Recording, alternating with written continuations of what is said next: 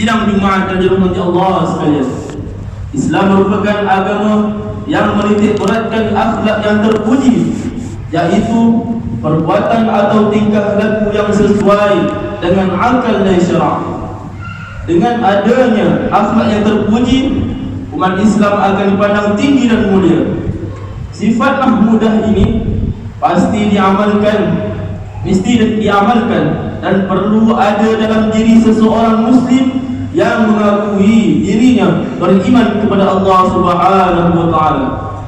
Jika akhlak yang baik dapat diamalkan secara berterusan, pasti ia akan mampu melahirkan umat Islam yang mempunyai jati diri dan ketahanan dalam menghadapi segala cabaran dan ujian hidup di dunia yang serba maju ini.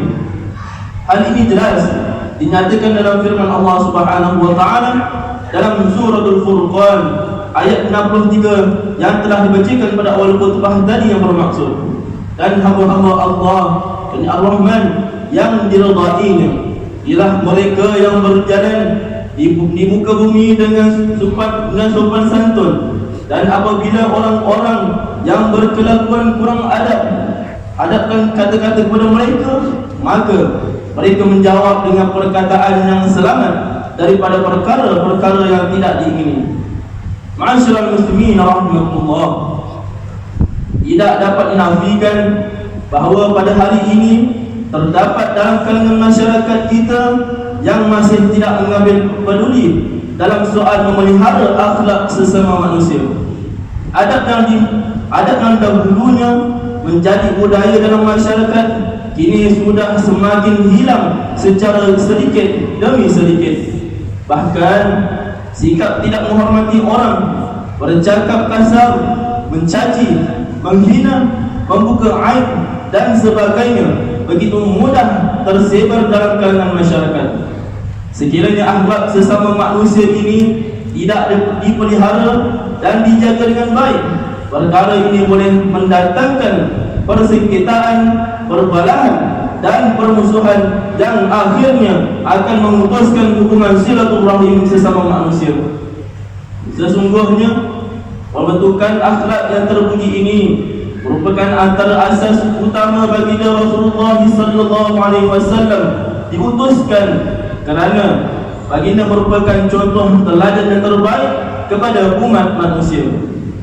Dalam sejarah Islam telah dibuktikan bahawa akhlak yang terpuji baginda Rasulullah sallallahu alaihi wasallam telah menjadi salah satu cara penyebaran dakwah baginda dan telah berjaya menawan hati orang-orang kafir Quraisy sehingga mereka terpikat dan memeluk agama Islam. Firman Allah Subhanahu wa Ta'ala dalam suratul Ahzab ayat 21 yang bermaksud, sebagaimana yang berikut adalah rujukan yang terbaik untuk kita, yang bermaksud, demi sesungguhnya adalah bagi kamu pada diri Rasulullah sallallahu alaihi wasallam itu contoh ikutan yang terbaik, yaitu bagi orang yang sentiasa mengharapkan keridhaan Allah dan balasan baik di akhirat kelak, serta dia pula menyebut dan mengingati Allah banyak-banyak, yakni dalam masa susah dan senang. Sidang Jumaat dan dirahmati Allah sekalian, oleh hal yang demikian itulah agama Islam amat menuntut kepada umatnya agar sentiasa mengamalkan dan membudayakan akhlak yang terpuji dalam kehidupan. Akhlak yang terpuji ini merangkumi beberapa perkara, yaitu yang pertama, akhlak terhadap diri sendiri, antaranya memelihara diri daripada melakukan perkara-perkara mungkar, membersihkan jiwa daripada penyakit-penyakit hati, sentiasa beristiqamah dalam beribadah, penyabar, menjaga kesihatan diri dan persekitaran, berkata benar dan sebagainya. Dalam sebuah hadis yang diriwayatkan oleh Al-Imam Tirmizi daripada Jabir radhiyallahu anhu, bahwasanya baginda Rasulullah sallallahu alaihi wasallam bersabda yang bermaksud, sesungguhnya antara orang yang paling aku cintai dan yang tempat duduknya lebih dekat denganku pada hari kiamat ialah orang yang paling baik akhlaknya. Dan sesungguhnya orang yang paling aku benci dan paling jauh tempat duduknya dariku pada hari kiamat ialah orang yang paling banyak bicara, yakni kata-kata yang tidak bermanfaat dan memperolok manusia. Yang kedua, akhlak terhadap keluarga, antaranya mentaati kedua-dua ibu bapa, bergaul baik dengan pasangan masing-masing, serta seperti suami berbuat baik terhadap isteri, begitu juga isteri hendaklah mentaati perintah suami, di samping sentiasa bersikap lemah lembut kepada semua ahli keluarga. Dalam sebuah hadis yang diriwayatkan oleh Imam Tirmizi daripada Abu Hurairah radhiyallahu anhu, bahwasanya baginda Rasulullah sallallahu alaihi wasallam bersabda yang bermaksud, orang yang imannya paling sempurna antara kamu adalah orang yang paling bagus akhlaknya antara kalian, dan sebaik-baik kalian adalah orang yang paling baik akhlaknya terhadap isteri-isterinya. Ketiga, akhlak terhadap masyarakat, yaitu sentiasa menjaga adab dalam pergaulan, memberi salam sesama muslim, menziarahi orang sakit, merendah diri, mendoakan kesejahteraan masyarakat, melaksanakan amar ma'ruf dan nahi munkar, dan mengelakkan diri daripada perbuatan hasad dengki, fitnah, mengumpat dan sebagainya. Hal ini selaras dengan hadis yang diriwayatkan oleh Imam Tirmizi daripada Abu Dzar radhiyallahu anhu, bahwasanya baginda Rasulullah sallallahu alaihi wasallam bersabda yang bermaksud, bertakwalah kamu kepada Allah di mana-mana sahaja kamu berada, dan ikutilah setiap keburukan dengan kebaikan yang dapat menghapuskannya, serta bergaulilah manusia dengan akhlak yang baik. Yang keempat, akhlak terhadap alam sekitar, yaitu memelihara alam daripada sebarang pencemaran, menggunakan nikmat alam untuk kebaikan dan tidak melampaui batas, serta mengelakkan diri daripada melakukan kerosakan terhadap alam sekitar. Yang kelima pula, akhlak terhadap Allah Subhanahu wa taala.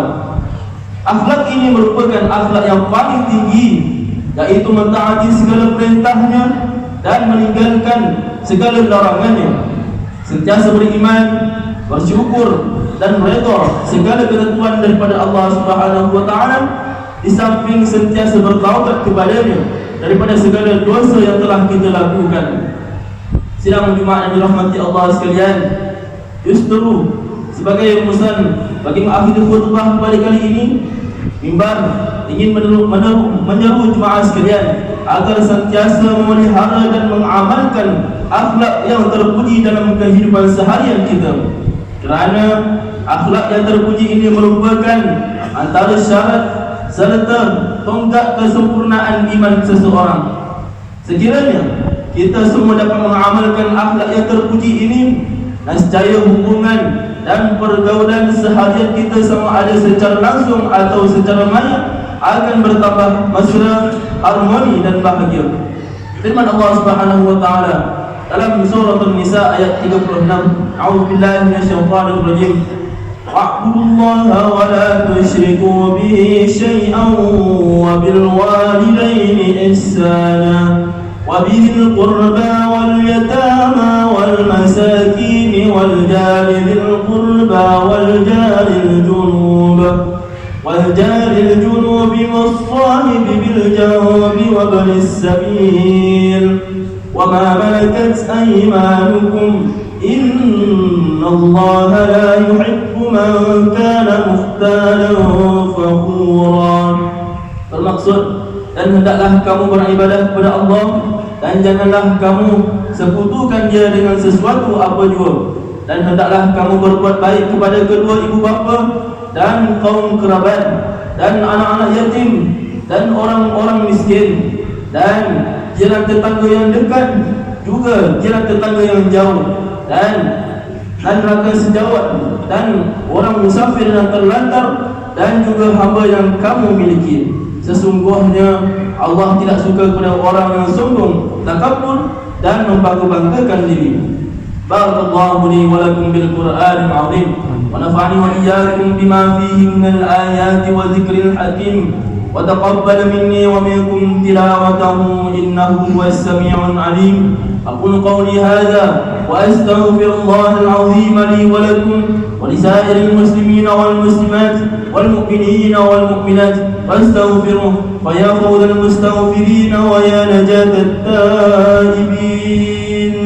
آمين آمين يا موفق الطائعين، وفقنا لطاعتك أجمعين، وتب علينا وعلى المسلمين، واغفر ذنب من يقول أستغفر الله العظيم، أستغفر الله.